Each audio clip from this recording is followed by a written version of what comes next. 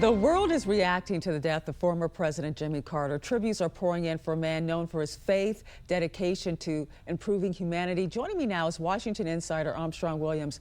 And Armstrong, you have talked to, I think, probably every president. And when you think of Jimmy Carter, from the Camp David Accords to Habitat for Humanity, his unwavering faith, what do you think his legacy is going to be? Decent, civil, respectful, God-fearing. He knew everything that he was and everything that he hoped to be had to do with his faith in Jesus Christ. He was unapologetic about it. And we just don't have that kind of decency and civility anymore, Angela. And the good Lord rewarded him for his decency, allowing him to live to the ripe old age of 100 years old. Just amazing watching him. People thought 2 or 3 years he would have passed away, but in his own quiet way, he passed away. But what a legacy of what America once was and what leaders used to be. No matter what our political differences are, you rarely hear Jimmy Carter say anything bad about anyone. And even in not supporting Donald Trump, right, he stated in a very civil and respectful way. And you just got to respect that. You know, one thing that some say, as some would call less than civil, what's been going on the last few days over this war, some are calling, between MAGA, Elon Musk, and Vivek Ramaswamy over these H-1B visas. This all really got started, or really heated up, when Vivek Ramaswamy posted something on X regarding tech companies hiring foreign-born first-generation engineers over Americans because of American culture. He pointed the finger at prioritizing maybe jacks over valedictorians. Now, many of these foreign workers come over on those H-1B visas. What is your take on this? Because some of these companies say they need these workers on these visas because there's a lack of maybe talent or engineers here in America. Well, here's the poison pill. You want to deport people away from this country because you think it takes away America's way of life, Americans' opportunities.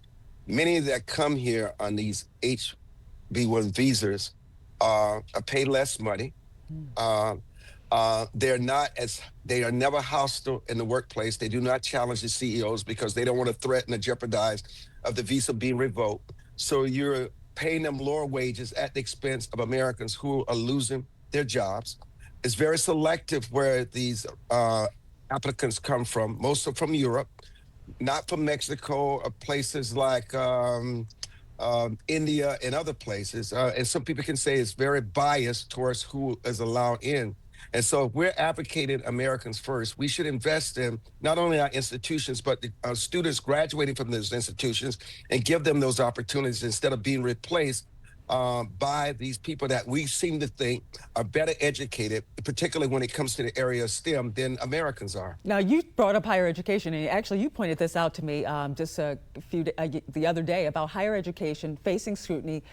When you look at some of the classes being offered, you talk about something that's going on in Princeton right now. They're offering a class on erotic dance, sex work, and, quote, queer spaces that's catching a lot of heat. And a lot of people are starting to, in some cases, move away from higher education just based on what's going on.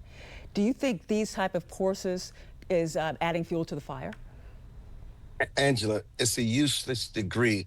Why would a parent pay $80,000 for an education, including in that $12,000 for housing, to get a degree learning about eroticism and learning about sexual deviance? It doesn't contribute anything. In fact, it makes people more curious and more deviant.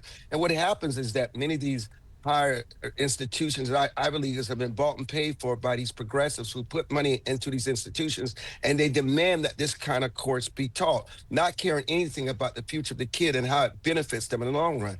All right, Armstrong, thank you so much for joining us. You're in the Bahamas right now. Thank you so much for spending time and joining us right here on the National News Desk.